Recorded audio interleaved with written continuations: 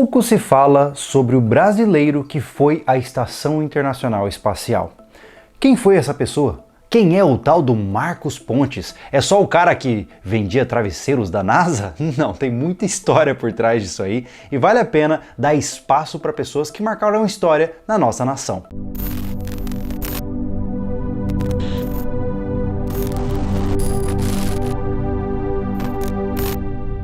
Olá, eu sou o Júlio, muito bem-vindo a mais um vídeo do Refúgio Espacial. Hoje vamos conversar então para conhecer juntos aqui a história de Marcos Pontes, um cara que realmente marcou vários pontos, várias primeiras vezes para o Brasil e também para o Hemisfério Sul.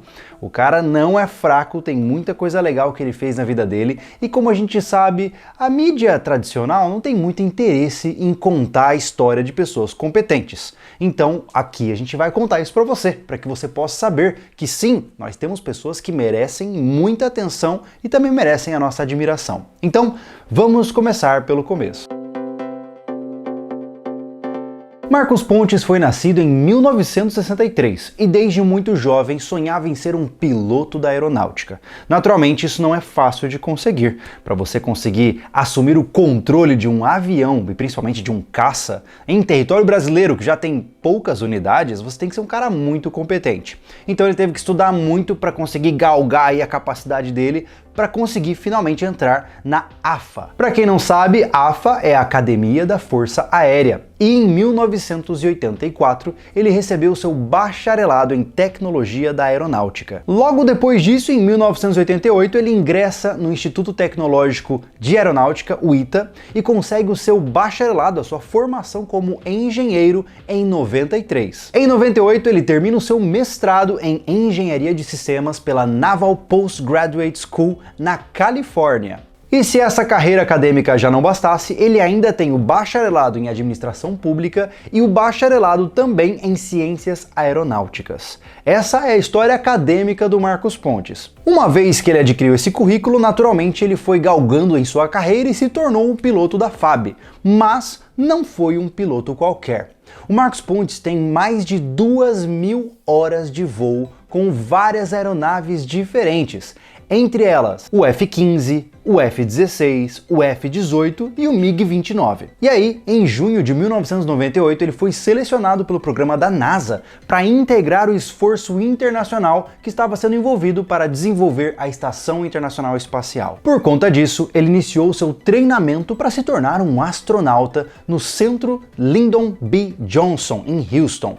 Depois de algum tempo, mais especificamente 2 anos, no ano 2000, Marcos Pontes foi oficialmente declarado astronauta. Uma vez com este título muito interessante em mãos, o voo dele inaugural foi marcado para 2001 e a missão dele era levar um módulo brasileiro para a Estação Internacional Espacial.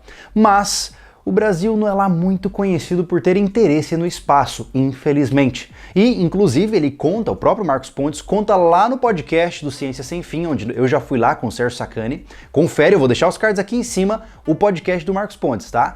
Ele conta que ele teve que correr atrás de tudo, cara, porque ninguém tava nem aí pra nada. Ele, além de ser um astronauta, foi basicamente um promoter da missão espacial que ele teria que fazer. Infelizmente, o Brasil atrasou a entrega e o voo foi só para 2003. Nesse meio período, surgiu uma oportunidade para o Marcos Pontes. O voo da Columbia, ou seja, do ônibus espacial Columbia, tinha um dos caras que não ia poder mais participar daquele voo. Então, Marcos Pontes começou a treinar junto com o time da Columbia de maneira não oficial, para quem sabe assumir aquele assento. Por uma série de fatores, na última hora ele não foi selecionado como um astronauta oficial para essa missão e não voou nesse voo. Ou seja, ele escapou de uma fatalidade. Se você não sabe, o ônibus espacial Columbia, infelizmente, explodiu e todos os seus passageiros morreram imediatamente. Por conta dessa fatalidade, dessa tragédia, vários voos foram suspendidos, as missões foram atrasadas e basicamente não havia mais data para você voar. Imagina, cara! Imagina a sua frustração. Um cara que dedicou a sua vida para se tornar piloto, para começar a entrar por novas possibilidades, você conseguiu ser um astronauta da NASA, só que não tem voo para você ir. Puxa, deve ser uma situação terrível, né? Mas as coisas foram avançando e em 2005 algo diferente aconteceu. A Agência Espacial Brasileira fechou um acordo com a Roscosmos, a agência russa, e pagou 10 milhões de dólares para um bilhete, ou seja, para uma passagem para o Marcos Pontes subir a bordo de uma Soyuz. Então, no dia 29 de março em 2006, Marcos Pontes estava a bordo da Soyuz às 20h30 do horário de Brasília, com os motores do foguete ligados e ele subindo a órbita.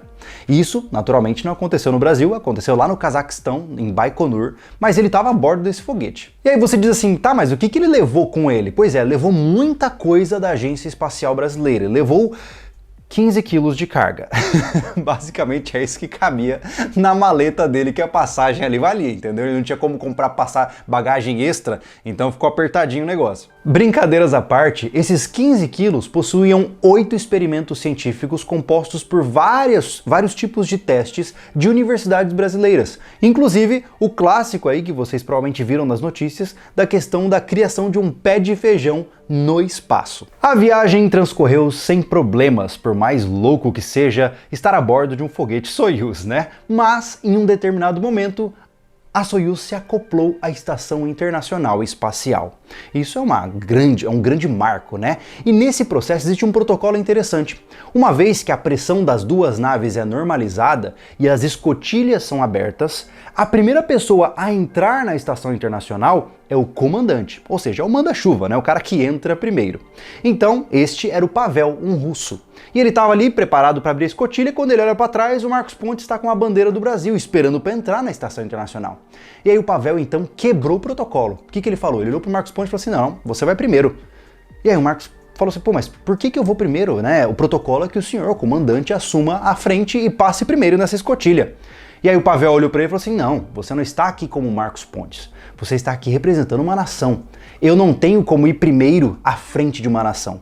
Então você vai primeiro e carrega o Brasil com você. Isso foi fascinante, uma quebra de protocolo romântica e bonita, né? Afinal, com essa história toda, Marcos Pontes foi o primeiro brasileiro a entrar na Estação Internacional Espacial e mais do que isso, ele também foi o primeiro a carregar uma bandeira de uma nação do Hemisfério Sul para dentro da Estação Internacional. Houveram outras pessoas antes dele que eram de outros países do Hemisfério Sul, mas todos eles estavam com as bandeiras das nações emprestadas.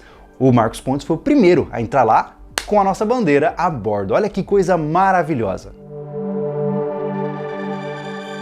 Como tudo que é bom um dia acaba, a missão obviamente chegou ao seu final e Marcos Pontes retorna ao planeta Terra. Mas não voltou ileso, tá? Ele conta, inclusive no mesmo podcast que eu tô te citando aqui, que ele quase ficou surdo de um ouvido, teve várias complicações porque o espaço é um lugar inóspito, né? É um lugar... Nós humanos, a gente é muito metido, cara, a gente não tinha que estar lá em cima, entendeu? O nosso corpo não é feito para isso, é que a gente é teimoso. Mas enfim, ele voltou e, além disso, se tornou ministro da Ciência e Tecnologia no Brasil, o que é muito legal, um cara extremamente competente assumindo essa área, né? Mas enfim, tá aí, agora você conhece a história do Marcos Pontes. A gente sempre vê ele de uma maneira, né? Ah, é o cara que foi lá, né? Só que hora ou outra ouvir essas histórias é importante pra gente ver que tem pessoa muito boa no nosso país. O Brasil, ele tem uma síndrome de vira-lata muito forte, né? É sempre olhando com desdenho ao esforço alheio, achando que a gente é incompetente por natureza, que a gente é corrupto por natureza. Mas não, meu amigo, tem muita gente boa por aqui. Tem muita gente que realmente é muito capaz, muito inteligente, muito competente fazendo coisas que você nem imagina. Então, o meu serviço aqui é simplesmente mostrar isso pra você, né? E se esse cara é assim, por que você não pode ser também? Então fica aí o seu convite, vai virar astronauta, amigão. Eu espero que você tenha gostado dessa história. Mais uma vez, para os complementos e curiosidades, confira o podcast que ele fez com o Sérgio Sacani. Eu espero que essa história tenha te trazido um pouco mais de inspiração de que sim, nós brasileiros podemos conquistar o espaço, a gente só tem que ser teimoso pra caramba. Deixe seus comentários aqui abaixo, deixe sua curtida, se inscreva no canal e a gente se vê no próximo vídeo do Refúgio Espacial. Até lá!